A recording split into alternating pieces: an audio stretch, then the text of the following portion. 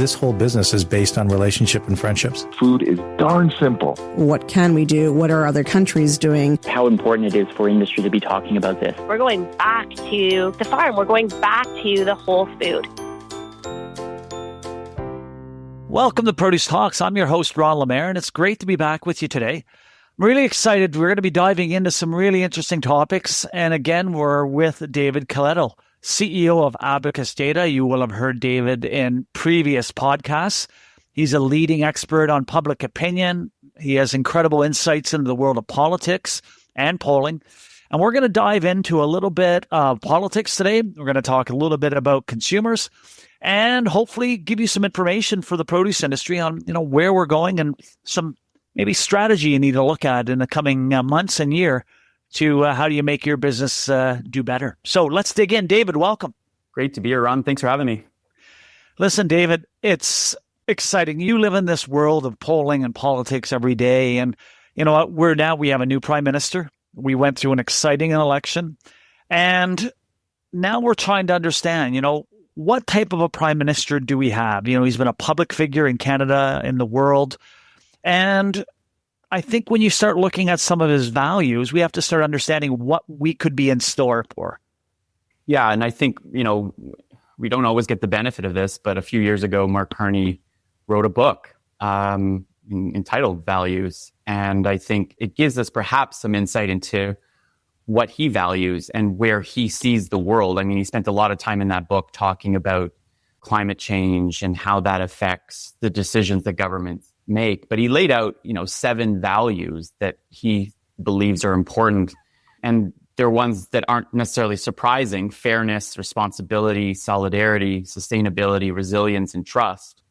And I think when you think of all of those, the question that I know is sort of circling around Ottawa is that book a thesis and a sort of a framework in which he's going to make decisions, or have the times meant that book almost has become not necessarily obsolete, but that the context has changed? And I think the context has changed a lot. And so one of the questions are, will the man or the leader be able to shape the context, or will the context shape the leader? And I think we're starting to see, just in the first week, 2 weeks, when he was first sworn in before the election, getting rid of the national consumer price on carbon, reversing the unpopular capital gains tax changes that the Trudeau government brought in. Those were clear indications that there's a very practical and political minded, leader here who recognizes and is aware of public sentiment, of the zeitgeist of the public.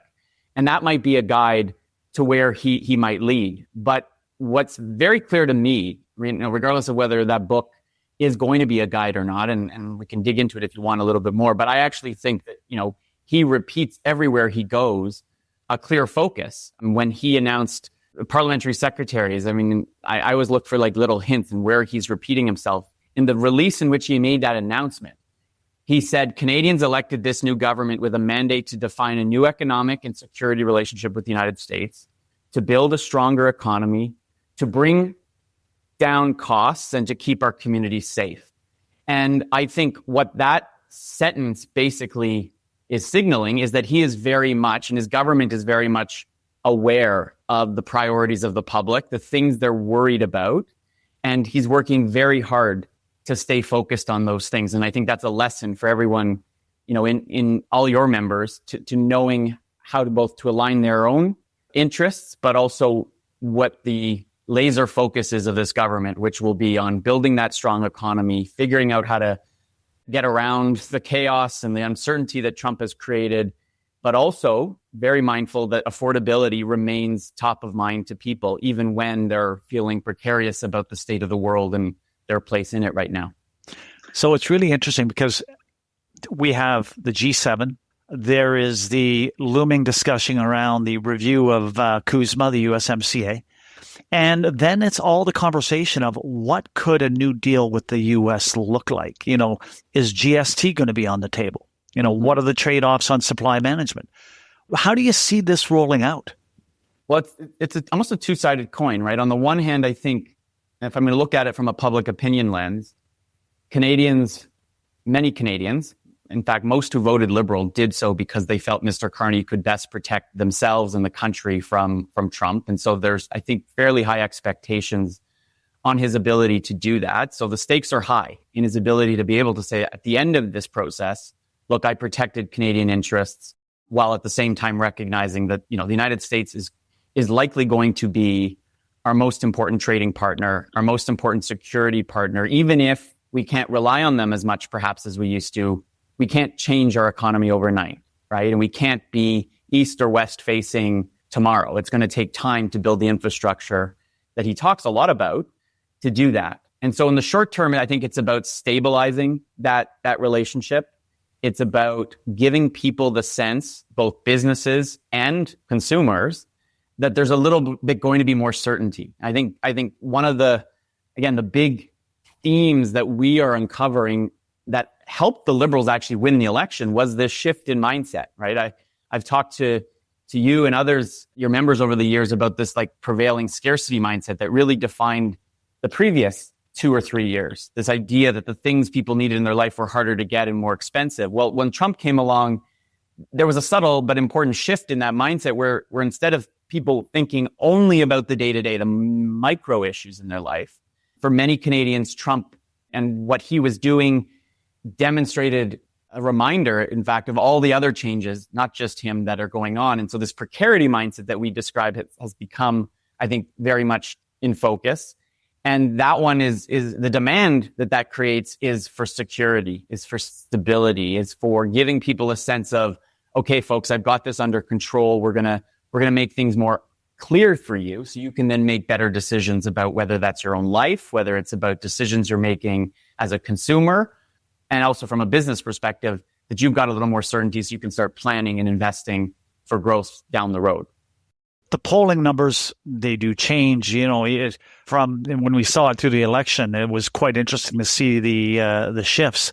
Based on that approach that we're seeing Canadians ask of the Prime Minister, how does that look on the polling right now? He's in a honeymoon period right now. Our most recent survey that we completed about a week ago showed 53% of Canadians approve of the Carney government. His personal numbers have hit a new high. I do think that even 1 in 4 of those who voted Conservative say they approve of the job that Carney is doing as Prime Minister. So there is a lot of goodwill that creates space for him, right? The political capital that comes with being new and being a new government, even though many of the people in this cabinet and caucus are exactly the same. The sense is that I think much of the country are willing to give him a shot, giving him the space to do what he said he wants to do. And so that doesn't last necessarily a long time, but this is a moment where you can sense it, that he's trying to do a lot of things at once. Big announcements on defense spending. G7's coming up. There's things leaking out, whether they're true or not, about the negotiations that are happening between him and the White House on that trade agreements and security arrangements. So all of this is happening because he knows he's got the public largely on his side.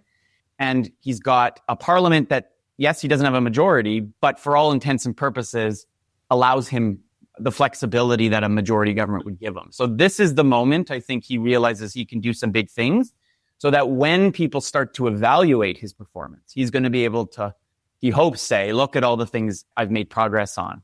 And so it will take time before we know whether people feel like he's on the right track. But one of the things, those key indicators that pollsters always look at is, do people feel the country's headed in the right direction?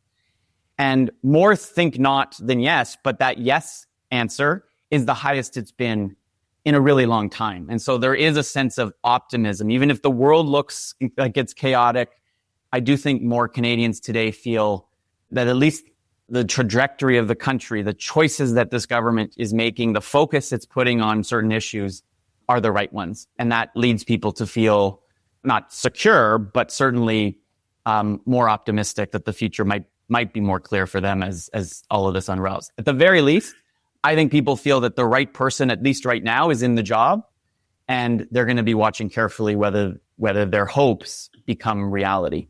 I want to come back to some of the other political parties, but before we go there, on the precarity mindset and consumer behavior. So, we want to sell more fruit and vegetables. what are we seeing on consumer behavior in Canada? Is there a shift? Are people reacting differently from before the election to where we are today? Well, I basically define it as this kind of split brain going on, I think, with many consumers. So the uncertainty that the world is creating and the pressure that they still feel on the cost of things means that we do see indicators that people are looking to save money, looking to make more cautious choices. They're saying, I'm comparing more. I'm challenged still to particularly in the grocery store setting, to make all the choices they'd like to make, whether that's on healthier food, whether that's on fresh, premium kind of products. There's still going to be, I think, some pressure for a sizable number of those consumers who are making trade-offs. They're trading down. They're looking at private labels. They're seeking some sense of stability from that kind of behavior. But on the flip side, we still see evidence, even though the rhetoric around 51st state and the threat that people felt, particularly at the beginning of this year around the US, is still evident, right? There are still people telling us, if I don't have to buy something made in the United States, I'm going to try not to. I am mindful of wanting to signal my displeasure with the US administration by using my consumer power to make those choices.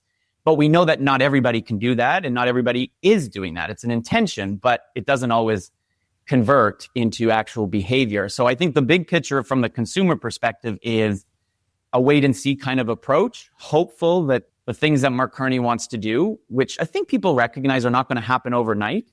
But, I think the way I've been trying to think about what Mark Carney's trying to explain to Canadians is that for the longest time, I think the previous Trudeau government felt the pressure of the affordability crisis and didn't really know how to communicate its way out of it, right? It would keep saying, we have your back. We're going to make small changes. It's not our fault. It's global forces.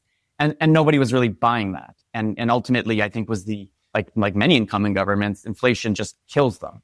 But what Carney's trying to do is say to people, look, we have structural problems in our country. Our economy is weak. He said that when he was running for Liberal leader. I want to build the strongest economy in the G7. But to do that, we're going to have to make some big decisions. We're going to have to restructure parts of the economy. We're going to have to unleash AI. We're going to have to invest in big nation building kinds of projects. And so he's basically saying, hang with me, folks. We're going to fix the macro to solve for your micro, right? We won't be able to bring costs down. You won't be able to feel like you're getting ahead until we're actually growing this economy again, until we get momentum behind it. And so I think right now most people are with him on that, but I don't think he's got a long, rope there. I think he's going to have to start to demonstrate some successes so that people start to feel, again, a little more confident that they can live the lifestyle that they've come to believe they need to or should be able to. And that spans the whole socioeconomic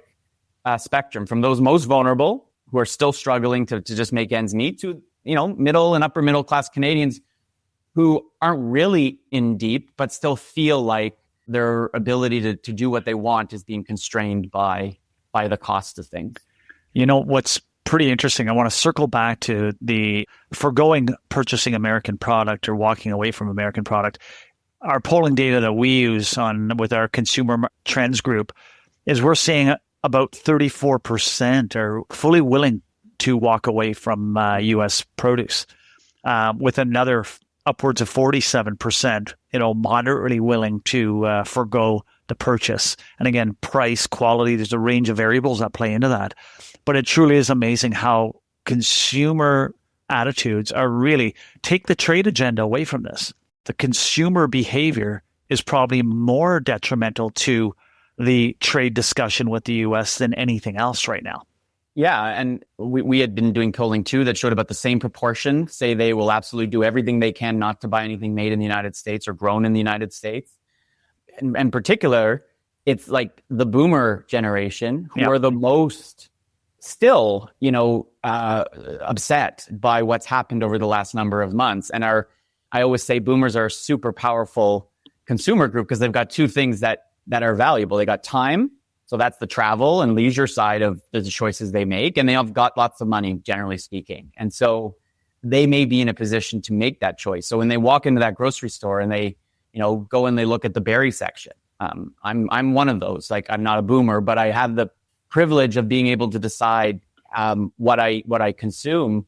And when I see them more recently that my raspberries are now coming from the US, I'm like, do I want to get raspberries? Because I was noticing that, hey, I didn't know that we could get, blueberries from Morocco. And I was noticing, and I know your members are working hard to expand where they're getting their products. But I think that is a response to that consumer demand, right? And it's not universal. There are going to be people who just can't afford fresh berries. Yeah. But those that can and can make that choice, I always say consumers, they may ultimately behave the same way, but there's always going to be friction points in that decision. And this anti-Americanism by Canadian or by non-American, I would say, is now clearly part of that decision-making funnel. It's not going to be determinative, but it might be influential for some. David, that's really interesting. So let's go back to my comment around the other political parties. You mentioned we're in a minority government right now. And, for industry, that's sometimes positive, sometimes negative. We're seeing activity and momentum, as you noted, with the Prime Minister and a drive and support right now from the opposition. But is there any insights you can give relative to how long is this going to last? What could be the barrier and the let's call it the roadblock or the fall of the government? And is it short? Is it long? Do we have a year? Do we have 6 months? Do you have any insights? Well, it's always hard to predict how that's all going to go. But if we assess where things are with the opposition, I think we can get some clarity, right? So first, for the New Democrats who were decimated in the election, I think they're trying to figure out, one, who their next leader is going to be, and two, what are they going to be about? And so at the very least, I think the New Democrats are in no rush for an election. They have no money. They have no leader. They don't have official party status. And I think this is going to be a really key moment for them to figure out who they are and what they're about. So I don't suspect you're going to see, although they said, they voted against the throne speech, they could do that because there was no risk of an election. But they are going to probably appear to be more aggressive against the government, but in reality are going to be hard pressed to actually act on a lot of that. I think the Conservatives, again, they too aren't necessarily in a position to be bullish, right? The polling suggests that if the election were today, it would likely turn out the very same way. There's no buyer's remorse right now for the Liberals. In fact, there's potentially some upside as people feel that perhaps Carney is actually following through on some of the things he's done and is different from Justin Trudeau, which is really important. So for the Conservatives, it's one, they don't have a leader in the House of Commons. There's still some internal debate around whether Pierre Poilievre should be the leader, although I don't suspect he's going anywhere. And I've talked to Conservatives and I don't get a sense that there's enough push to get him out, and he's got to get in the House of Commons, which won't happen till the fall. And so I don't believe the Conservatives think that most Canadians anyways, enough, because again, they have to grow. They've got to find a way to get more votes than they did. And so putting themselves in a position where we're going to have an election still at this critical juncture, I don't think has political upside. And same with the Bloc, right? Like, well, they lost seats as well, though, right? Totally. The Bloc is weakened as well. So they have signaled they don't intend to pull the plug anytime soon. So I think we probably have, unless the government makes some very big mistakes, we probably have at least 2 years where there's going to be, the politics has to sort itself out before they're going to be in a position to want to go to the electorate. You're also going to have to see, by the way, just watch, if the government's approval rating stays high, no opposition party is going to want to face the electorate if they're feeling that way. Agreed. So the provincial governments, Doug Ford is riding very high within Ontario. We're seeing, Alberta strength growing, a momentum. How are the provinces playing, especially when we start seeing, I was in DC and, you have American officials saying, this is a new world. We're negotiating with provinces, not only the federal government. Well, I think they all, for the most part, feel fairly bullish, right? Except for a handful, like in Quebec, the Legault government's in deep trouble. They're going to face an electorate next year that might see them tossed. And that is probably the exception to fairly popular premiers right across the country, from Nova Scotia to British Columbia. You're right about Doug Ford, who's now the most popular premier in the country. And even in his own jurisdiction, we released a poll recently that showed, his approval rating's the highest it's ever been. So they also have this space where they've got to be careful, because if they look outside of Alberta and Saskatchewan, let's say, if they look too combative with Ottawa at a moment when Canadians, for the most part, are looking for cooperation and collaboration, that's going to be a challenge for them. So as much as, yes, each province has its own ability to make decisions on what's in its liquor stores, as an example, which has clearly been a sore spot for the U.S. The fact that I can't buy bourbon in the LCBO, not that I want to, is a problem that you could see as leverage. And so I think you're going to continue to see the premiers, where possible, play a role. Alberta is different. I think, Danielle Smith also doing quite well. Her approval rating's over 50%. And there's no indication that her kind of allowing or signaling, so not support, but acceptance or openness to a referendum on the future of Alberta and Canada means she is dealing still with an internal party that is divided on that question, right?